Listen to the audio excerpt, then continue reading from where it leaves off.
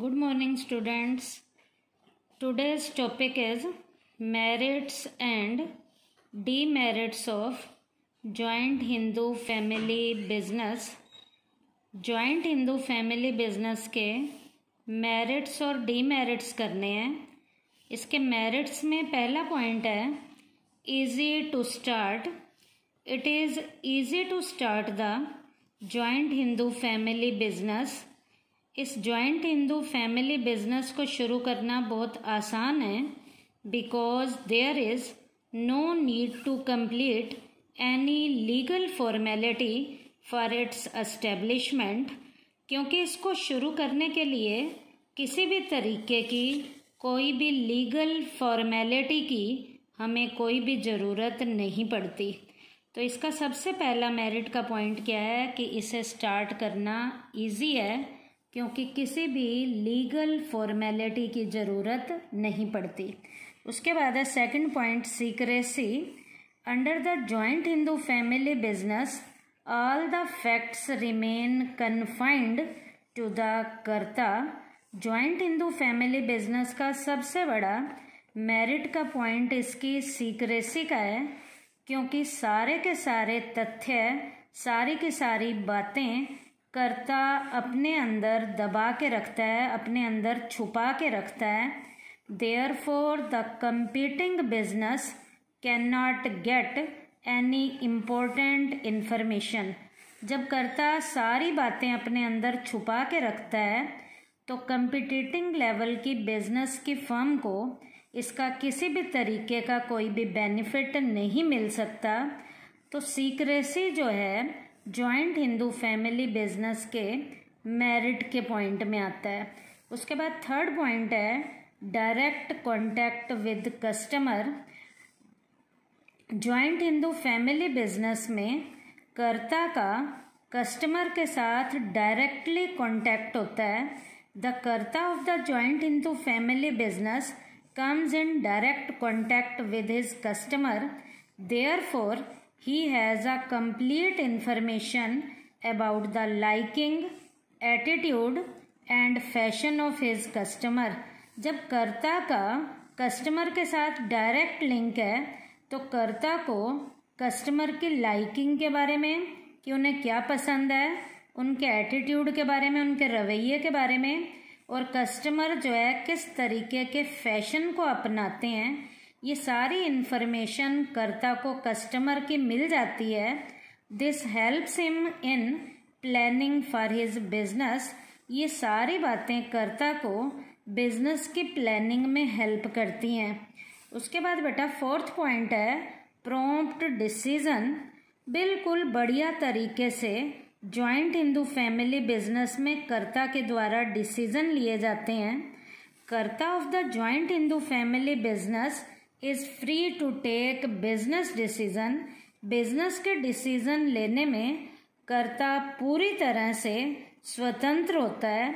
He does not consult anybody for this purpose. उसे अपने decision को लेने के लिए किसी से कंसल्ट करने की भी ज़रूरत नहीं पड़ती.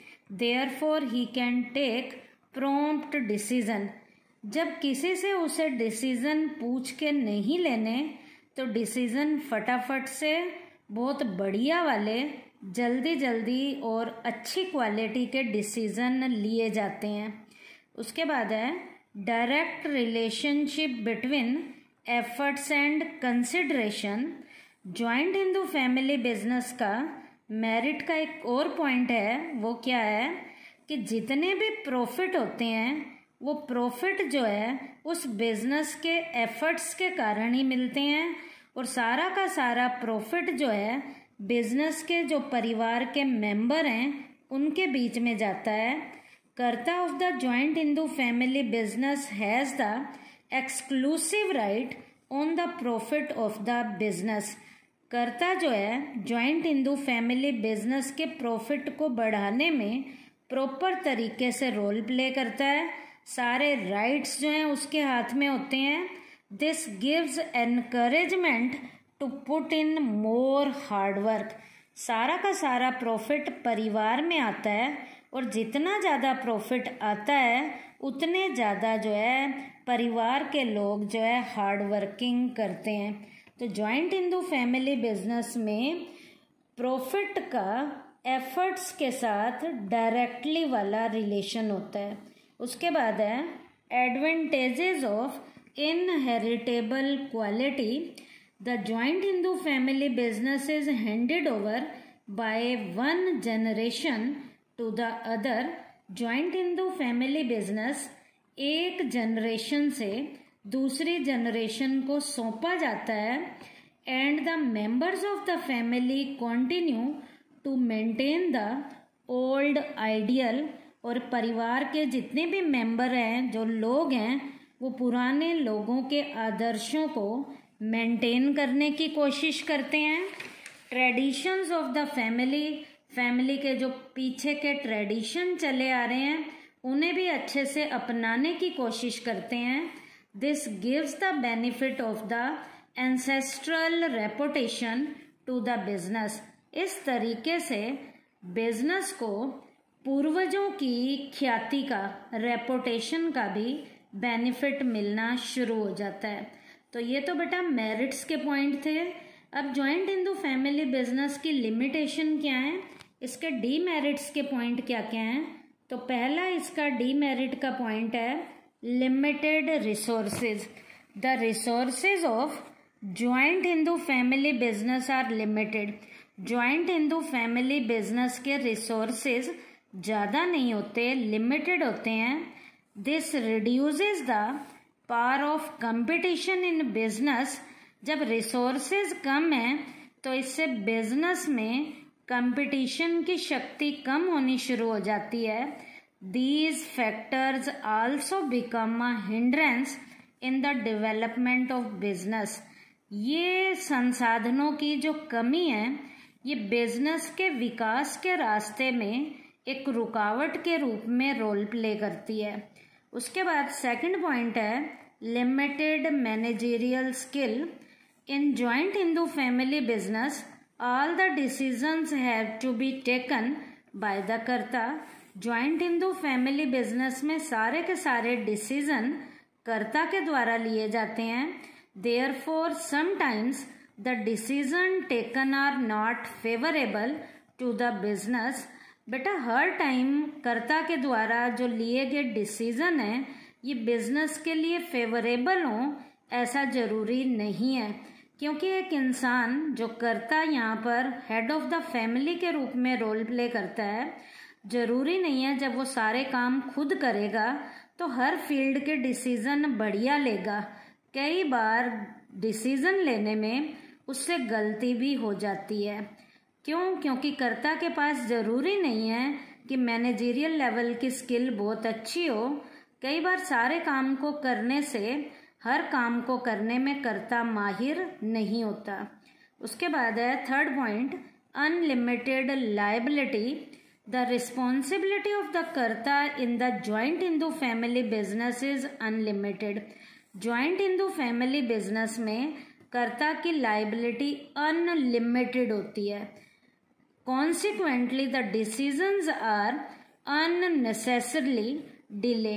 बेटा उसकी लायबिलिटी जब अनलिमिटेड है उसे हद से ज़्यादा जब काम करने पड़ते हैं और लॉस की रिकवरी भी उसकी जब पर्सनल प्रॉपर्टी में से होती है तो कई बार डिसीजन जब सारे उसी ने लेने हैं तो हर डिसीजन को लेने में टाइम ज़्यादा लगता है और कई बार डिसीजन लेने में अननेसेसरी तरीके की देरी भी हो जाती है।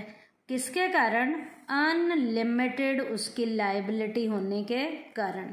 उसके बाद फोर्थ पॉइंट है disadvantages from centralisation of power.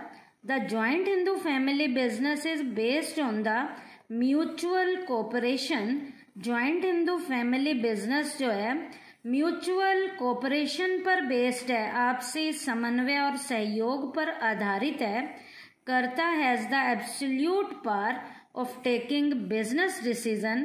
Business के डिसीजन लेने की सारी जो पावर है वो कर्ता के हाथों में होती है। Sometimes he misuses this power which leads to the loss of love and goodwill among other members of the family. कई बार कर्ता जो है जब अपनी पावर का मिसयूज करना शुरू कर देता है तो पावर के मिसयूज होने से फैमिली के मेंबर्स में, उनके परिवार के ऊपर इसका इफेक्ट आता है। परिवार में प्यार कम होना शुरू हो जाता है और मेंबर जो हैं उस बिजनेस के, फैमिली के जो मेंबर हैं, उनकी गुडविल भी इस तरीके से घटनी शुरू हो जाती है, क्योंकि इस बिजनेस में कई बार कर्ता जो है अपनी पावर का मिसयूज करना शुरू कर देता है। That is why this form of business organisation is gradually coming to an end. यही कारण है कि आज के टाइम में जॉइंट हिंदू फैमिली लेवल का जो बिजनेस है आज बिल्कुल ख़त्म होता जा रहा है। क्यों? क्योंकि इस बिजनेस में जो कर्ता है वो कई बार अपनी पावर का मिसयूज करता है, जिसके कारण आज लोगों में प्यार कम होना शुरू हो गया है और इस बिजनेस की रेपुटेशन भी घटनी शुरू हो गई है और आज इस बिजनेस का एंड होना शुरू हो गया है। उसके बाद है lack of cooperation from members. Members में कोऑपरेशन भी कम होना शुरू हो गया है। Generally, it has been observed that the members of the family are interested in increasing their individual property rather than taking care of joint Hindu family business।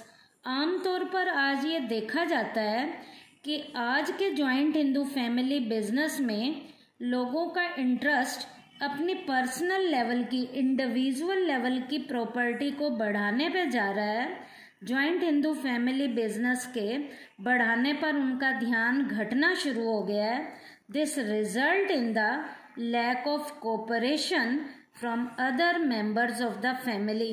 जब परिवार के लोग अपने बिजनेस पर ध्यान ना देकर अपनी खुद की पर्सनल प्रॉपर्टी को कैसे बढ़ाना है, जब उस पर ध्यान देना शुरू कर देंगे तो जो परिवार के मेंबर हैं उनके बीच में आपस में कोऑपरेशन घटना शुरू हो जाएगा और कोऑपरेशन के घटने के कारण भी इस बिजनेस में फ़ायदे के बजाय हमें नुकसान मिलने शुरू हो जाएंगे।